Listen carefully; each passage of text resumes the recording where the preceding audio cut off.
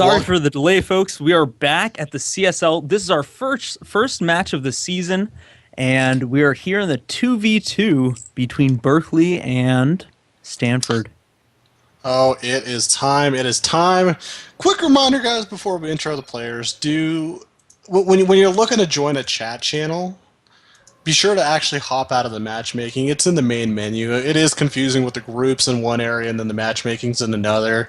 But yeah, that was actually our biggest problem is Sky and Sunshine trying to figure out how to get into our chat channel for the games. Okay, anyways, guys, let's get started. Over here, down at the very far bottom right side of the map, in the red, representing Stanford, we are going to have LGIM MVP. Let's see what he can bring to the table. A little bit of Terran play, maybe a little bit of mech, who knows. And his partner in crime is going to be Cosmic Storm, the purple Protoss. Now they're going to be facing off against the Cal duo of Sky, who's here in the teal, and then a little bit north of him in the blue, the Zerg player, Sunshine. These guys are pretty much almost to legendary status in the 2v2 ranks. They're along with Gom and oh god, I forgot his name. Actually, I think they changed their team. That's why. I think it was Gom and Huangpo for Washington. Like, oh yes, I remember them. Those two guys, like these two sets of like 2v2 guys, are basically like legendary. They do not lose ever, ever, ever, ever, ever. Like Suppy might lose a game, but this 2v2 team wouldn't ever. Yeah, Sky and Sunshine, they're a dedicated 2v2 team, and they've been impressing the CSL ever since they started. Zerg and Terran, what a great race matchup to have in a 2v2. Zerg and Terran. Yeah, well, Zerg and Terran in the 2v2 matchup, it does allow you to be a little bit more aggressive. I consider that, especially with quick lings, it's one of the opportunities that you can put on a little bit more pressure on the Protoss player in terms of meta. But, you know, at the same time, if you can get into the mid to late game with Terran and Protoss combo, you actually can do so much damage. It's a very thick ball of army that, you know, it becomes very tough to compete with because, you know, you got the Protoss mine in itself and then you got the Terran's mobility. So it should be interesting to see, and I already like this. They're on the Berkeley end of things. Sunshine, look at his hatch that he's grabbing. He's actually grabbing the close hatch to his Terran partner. Very interesting. I think he decision. did that to avoid a worker, which was blocking his own natural. And you know what? It doesn't matter. I don't think you know, his teammate Sky is gonna call him out on it because they realize the cost in terms of efficiency. Walking the extra 7 grid blocks is not gonna kill them. And it's not that expensive. And you know what? I wouldn't even be surprised if Sunshine takes both natural expansions. As a Zerg player, it's a very comfortable thing to do, especially in a 2v2. Well, this is pretty cool because Greystone is a pretty nice 2v2 map out of all the ones that are out in the pool. You know, at this point, Sunshine, I mean, Sky could have a lot of options. He could grab the gold bases a little bit south of him, or he could grab that far, I guess you would call it, third base, which would be his natural. But either way, should be very safe. And you could just see that Berkeley's just playing very careful right now, putting a bunker. Marines are on patrol. You can see the Overlord for Sunshine's on the outskirts of the Protoss base over here from Cosmic Storm. So it's going to be interesting to see how, actually, I'm more interested to see how Stanford plays this out, because this is actually a lot of pressure. This is something we don't talk about enough, I think, is the pressure on the 2v2 team. With the format in Holidays, it's 1v1, 1v1, 2v2, and 1v1. In a best-of-5 scenario, if you lose those first two best-of-1s, it falls on the 2v2 team, which is kind of a little bit odd in terms of like pressure scenarios. Usually it's always like a ace match, like a 1v1, but you're relying on 2 players, so who knows? I mean, but anything could happen. 2v2 is one of those matchups where anything could happen. A lot of games do get picked off in this one. I remember at least my first year in the CSL, because I didn't consider myself a very good 1v1 player, I put myself always in the 2v2 slot, and we had a lot of success. We even, I mean, my most memorable one was we were facing Indiana University, and they had a GM player and a very high Masters. I was like a diamond, and my Terran, my teammate, he was like a low Masters player, and we just conjured up this really nice build order, and we're able to beat this GM Master combo. It was really unique. It was pretty fun. Yeah, 2v2 has the craziest strategies. You can come up with the most interesting things that just happen to work because there's so many more combinations in terms of options as a 2v2. And it looks like here is a huge flood of Zerglings and a couple of Hellions for support coming across the map from Sunshine and Sky, and I don't know how. Oh Stanford's my gonna god, deal with look at this. that beautiful catch. Look at that beautiful catch. Sniping down those Hellions down on the south side. At this point, I don't know if Stanford's ready for this, because the Nexus just got put down. That's definitely going to be canceled for sure. The high ground advantage, at least for the Terran player, he's going to be able to utilize that to his advantage. Good little catch right there, good force field allowing some units in, but not a full flood of them. So at this point, you know, Berkeley can basically do whatever they want. They do have to be a little bit cautious on how they attack. And you can see, look at this. This is really cute. He's using the Lings on a high ground for vision for the Hellions on the low ground.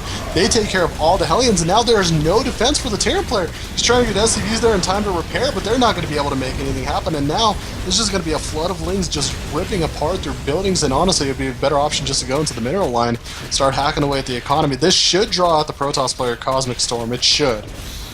My word, I saw so many production facility investments from LGIM MVP. He has a reactor and a tech lab on barracks. He's got his Banshees coming out there. He's got his reactor factory. But the trouble is, you invest so much in these production facilities, you don't have the unit count in the early game. And if you don't have the unit count and you're up against these Hellions and Zerglings, just beautiful job using the Zerglings to get high ground vision while the Hellions just do all the work. And that's enough to take the wall.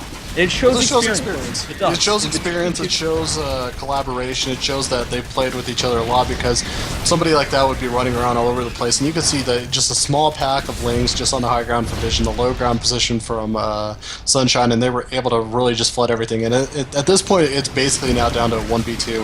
LGIM MVP, he doesn't have any SCVs that I could really speak of. There we go. One does pop out, but he's already lost the majority of his econ. At this point, all really Berkeley has to do is just sit back for a couple seconds, macro up a little bit. We're seeing a little bit of a nice patrol macro dance from all these Hellions. Always fun to watch that. But I mean, you take a look at the production facilities over on the side of Berkeley. You take a look at their base count. You take a look at their economy. They're almost like in correlation to the last game we watched. Just very far ahead in the economy, in a very good position this game. It's going to be very hard, I think, for Berkeley to drop this game, because I mean, I don't know. I take a look at the worker Cosmic Count's worker count. He's not even that in a good of a position right now. The Nexus is forming the second one, but if they do plan to win, they're going to have to get a little bit of harassment done. They are going to have to fight from very far behind. Yeah, you take a look strategy-wise, and you see that Stanford, they decided, you know, let's go for one base, high tech as fast as we can, see if we can, you know, pull something off with that technology. You know, the Nexus expansion for Cosmic Storm, kind of late. He just said, you know, let's get the Robo Bay, let's go straight to Colossus. And on the other hand, his teammate MVP, he's like, all right, let's get these Banshees out. Let's start just producing as much as I possibly can on one base, and gearing up to get that type of tech, get that type of stuff running. It takes too long in a 2v2, especially when you're against well-seasoned 2v2 players like Sky and Sunshine, who really know how to take advantage in the early game and know how to micro in the early game too. Definitely very well demonstrated micro. And you know, the strategies versus short term, you gotta strike a really good balance in the 2v2. And if you can't strike that balance, this is what happens. Oh no, I absolutely agree with you. Absolutely. Well, the thing that actually I thought was funny was I expected them to isolate the Protoss player, because usually due to the positioning and just due to the units that a Protoss player can have out in an early game, I would have anticipated them just to do a quick Ling Hellion run by right through there and just swarm the Protoss. But they picked on the Terran player, and now you could just see huge swarm of units that are going to catch everything out of position. Oh my god, all of those units are going to be gone. Does Recall able to save a few of those, at least with the Immortal and a few of the Zealots, but you know, you just look at that Colossus now has to run home. It's a very depressing scenario for the Stanford duo. I feel bad for him. I feel a little bit bad for him. I've been in this situation. Disturbing. You know, I just saw the flood of units come out, make the surround, and I saw the Roach count and the Marine count, and it was just scary. Cosmic Storm and his ally, MVP, out of position, and right now, we see a Photon Overcharge in desperation, and a Widow Mine going down. Okay. Matt, it's okay. He activated Photon Overcharge. He activated Photon Overcharge. It's okay. He's gonna be able to live through there.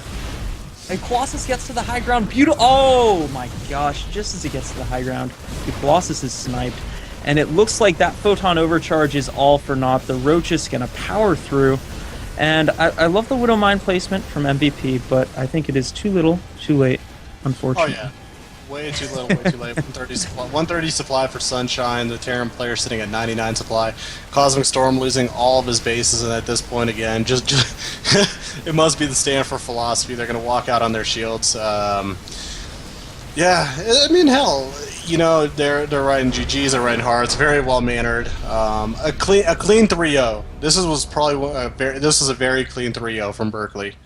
My word, such a decisive victory. I think they're making a statement going into this season here. Well, no, I mean, there's a reason why I ranked them at number 2. I mean, oh yes. One thing I would love to see is if we could just like schedule just special show matches in the middle of the season, like Washington and Berkeley, to see who maybe is the actual best team. But there is a reason why they are number 2. They have a very deep roster. They're very youthful as well. They have experience. They have titles behind them. I mean, at this point, really, this season's going to be about forgetting about Suppy. Like, not to say that in a mean way, but how they could progress, how they could move on, how they could show up as themselves without that star player and still be able to perform, still be able to maybe win a title, you know?